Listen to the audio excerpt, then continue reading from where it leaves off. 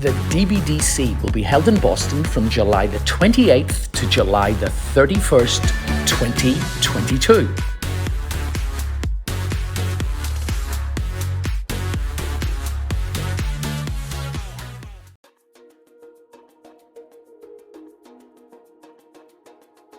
Welcome to a cheeky chat with Chris Johnston. Tonight, I am going to introduce you all to somebody who I have known for a long time, but have not known anything about her at all. And she is going to spill the beans on everything. Babette Brown, how are you? Because you are looking absolutely fantastic. Thank you so much. I'm doing really good. I'm glad to be here with you. Obviously, people see a lot of the judges, a lot of the people on the circuit. Can you just give the viewers a little bit of info about you? So first of all, where were you actually born? Oh, okay. About me. Well, I was born in Austria. I was actually born in Innsbruck, Austria. Dancers will know that because we have a pretty famous Latin competition there every year, the World Masters, that is run by the Polai family. And I was born in that city, and then I grew up in Salzburg. So if somebody asks me where I'm from, I'm really from Salzburg, Austria. And who doesn't know where that is, you for sure have seen The Sound of Music, at least if you're my generation and up, that's where I'm from. Salzburg. Now, how did you get into dancing? I don't come from a dance family per se. Nobody in my family was a dancer. But when I was 3 years old, my parents tried out what I liked. So they put me in gymnastics, they put me into ballet dancing. And for me, that was heaven. Since I'm 3 years old, I went into ballet and I loved to dance.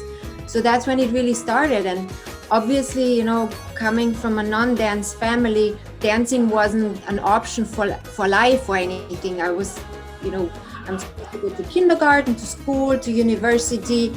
My sister's a doctor in medicine. All my family is academically trained. So kind of that was what was kind of the program for me. So dancing was more kind of like the recreational activity. But for me personally, it was just so not the case. So I didn't think about it much. I just went along with the program. But every free second I had in my life, I tried to go to another dance class or pursue dancing. And funny enough, I wanted to ballroom dance early on when I think the first time I got aware of it when I was probably like 12 or 13, and I asked my parents if I could go. And traditional as I grew up, it was like, no, you cannot dance with a boy before you're 16. I'm like, all right, fine. But I mean, afterwards, my mom said, if we would have known that this could be something different, then, we would have let you go. But in Austria, it's a very social thing. It's like with 16, you go, every girl goes to dance class, with 17, every boy.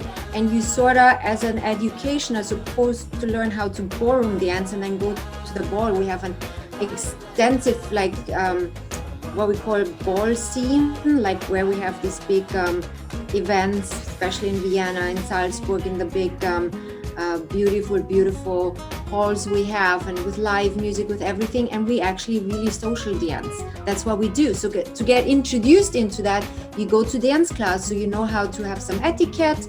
It's more like finishing school, and you have to know to dance because it's considered impolite if you don't know what to do on the dance floor. You have to be able to get up and dance at least the waltz and a little foxtrot and a little cha-cha, so you kind of can maneuver around. So that was how I appeared in the ballroom dancing. Obviously, I danced since I was 3, so I've danced everything beyond that. I've done ballet, I've done jazz, I've done tap, I've done modern ballet, I've done flamenco. So I was already a pretty well-rounded dancer by the time I came into the ballroom world. And funny enough, I thought ballroom dancing would be easy because it didn't look so hard. When I was like 16, if you wouldn't be able to get your leg up next to your ear, I would not respect you. I would like, what is this? It's easy. I saw no difficulty. I'm like, well, they're just walking around. What is this, And then suddenly, obviously when you start, you learn pretty quickly, but then after some time you just run against the wall if you don't know how to walk. And especially if you have a different muscle memory from all kinds of different dancing, you suddenly stand at the wall and you just don't get anywhere without, you know, having the patience to go into that. And that really got me sobered up quickly from not respecting it, you know. So this walking around turned out to be like a lifelong achievement. And I just loved it ever since, because also I feel like the partnering in ballroom dancing is very different and much more intense than in any other dance style. And I just fell in love. And also when I teach now, it's like connection is one of my biggest favorite things to talk about, how to connect to somebody, whether this is physically or how to move together, or whether this is also as a story, like to have a connection, to have a sense for it. So that's how I appeared in the ballroom world, and here I am. We do have a ballroom connection. We do. We have because we have Aunty Margaret, yes, or Margaret Redmond. Yes. So, I don't know if you know this or not, but I actually lived with Margaret and her husband for 12 years in Liverpool. Of course, I know that because she talked about you all the time. Just the good stuff. Yeah, just the good stuff, only good things. But she would always reference to you. You were always in the conversation, and you weren't a stranger necessarily to me when I met you first. So I knew about you, and you know, she was very fond of you. Yes, Margaret is a legend. First of all, like I think she worked with so many very famous ballroom dancers, especially in the early ages. She had this patience to really bring them up, you know, from the ground up. I remember, remember Rachel Heron? I remember her run in the studio, like being like 12 years old at the time. And then next time I remember is like I'm watching her in the Blackpool final, you know. The Austrian connection was funny because I also trained a lot in Slovenia with Barbara Ambrosch. I trained in London, and with Margaret mainly. And we had an Austrian champion. His name is Andreas Kainz. And he was the first one who brought Margaret, who started training with Margaret in England. I have no idea how it got to her, but since he then was the Austrian champion, a lot of us Austrians obviously followed, you know, because like if one's good, we all want to be good too, kind of thing was at the time. So,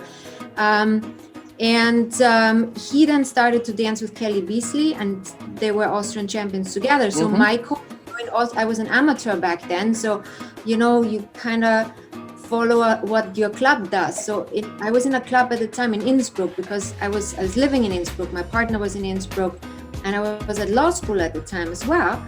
And the club coach said, well, we need to bring Margaret and we need to travel to Margaret. So my first experiences were that actually the coach and us as a couple, we were traveling up to Liverpool, and we stayed there for like a week at a time.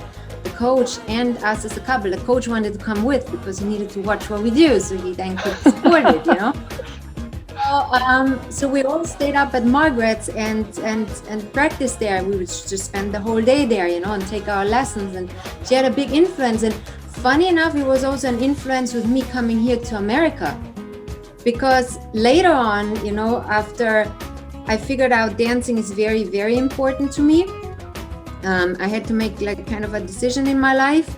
And I was kind of finishing law school at the time. And I remember I was sitting at World Masters in Innsbruck, and I was watching the World Masters because that was for professionals, and I was still an amateur back then. And my dance partner at the time, he was just sitting there and he was watching, and he was just shaking his head. And it's like, I never want to be a professional. I would not want to be there, and everybody's just sitting and eating dinner, and I'd have to dance.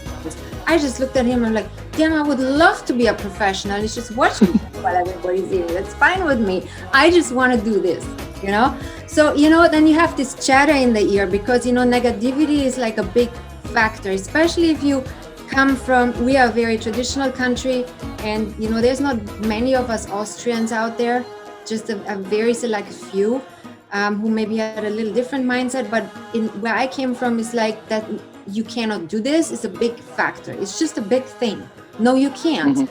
And like, oh, what are you thinking? And I've literally been told, like, I would never marry somebody like you, because you know, you need to go and get a job and you need to do the right thing, and because you are basically I'm useless or whatever, you know. But I just wanted to dance. So I mean, oh boy, that was we had to go through.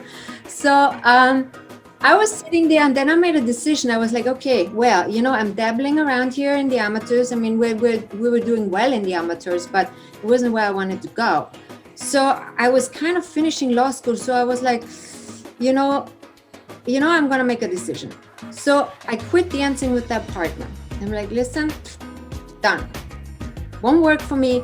I will want to be a professional. That's what I want to do with my life. I know it's crazy. I know there's like 150 Russian girls better than me, and nobody's waiting for Babette. That's okay, but that's what I want to do, you know? So my story was, I quit with this partner, and then I went back to law school, but I made sure I told that to every single one of my coaches, that listen, this is what I want to do. I want to dance, but I want to do this properly. I would want to be a professional. This should be what I do. This should be my life. And if I find a partner that wants the same thing, then this is what I want to do with my life. And then I basically just, you know, went back to law school and didn't get my hopes up. But at least I put it out in the universe. And little did I know, like 2 months later, remember Chris Malone? He was working with Margaret. Yes. So a couple of months later, the phone rings, Chris calls me. It's like, well, there would be a boy for you, but he's in America. I'm like, oh, okay, you know, whatever. I've never been there, great. So he's like, well, can I give you a number and like maybe you guys can chat? I'm like, sure. So, okay, well, you know, the American partner calls and we're chit-chatting and we are like kind of sussing out what we all want from the dancing. We're figuring out, yeah, we both want to be professionals. We both want to go have a good go at it.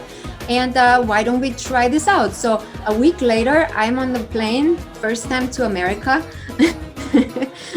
And at the time, there was no Facebook or, you know, WhatsApp or anything where I had no idea. I didn't know how that person looked. I had a name and a phone number. That's it, you know? And you'll know that name.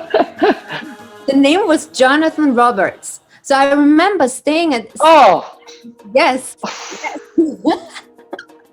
You know, so there was the name, Jonathan Roberts, and I'm standing at San Francisco airport and I'm looking around, who's going to pick me up who looks like a dancer?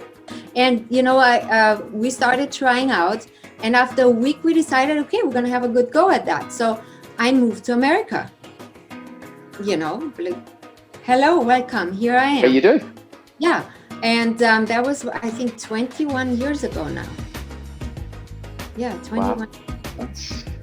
And that's how I happened to be starting as a professional. And that at the beginning right away went quite well. We kept practicing. We went actually together one time back to Liverpool and took lessons. We were going over to London quite a bit. He was training with Tone, and he introduced me to Tone Nyhagen at the time, who ended up being one of my favorite coaches ever. And we were right away on our first try making it to the Royal Albert Hall at the International. That year we made the Rising Star final at Ohio out of 6 rounds. Back then there were 6 rounds we had to dance into that Rising Star final in that. And so, yeah, you know, but you know, as most of us European, we have a little culture shock. So, you know, Babette had a culture shock, definitely. So after I went back home, but here I am, I came back. Thank you so much. That was so informative. I feel as if I've known you all my life. So cool. Thank you.